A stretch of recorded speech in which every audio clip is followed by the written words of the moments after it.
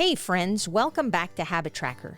What if I told you that I automatically earn $547,500 a year without doing anything? It's true when I think of calories like cash. That's right. Every day, we all get a fresh stack of calorie cash to spend.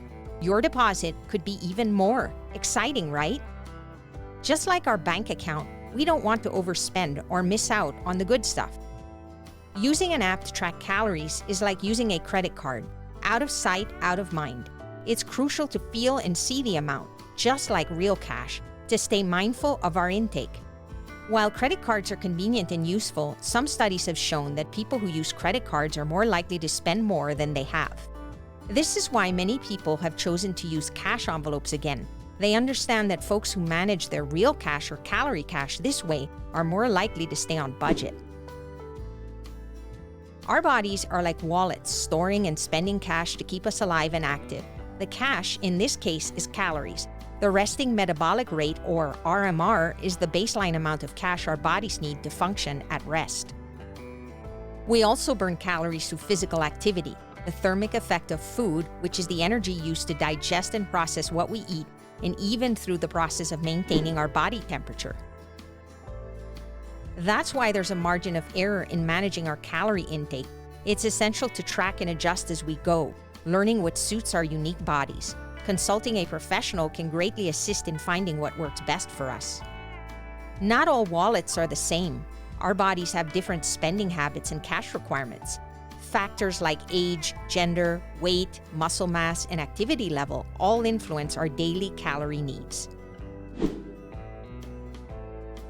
To reach our goals, whether it's weight loss, gain, or maintenance, we need to figure out our personal calorie budget. This involves calculating our total daily energy expenditure and adjusting our calorie intake accordingly.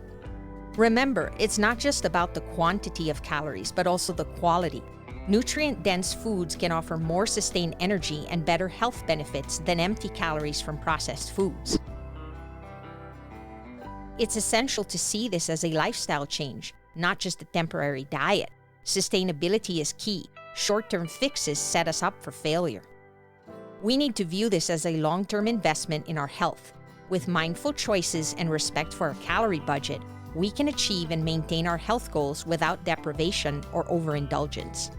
It's also extremely important to remain satiated so that we are never hungry. Hunger is not sustainable and will likely be a deal breaker for reaching our goals. This is where macros really matter.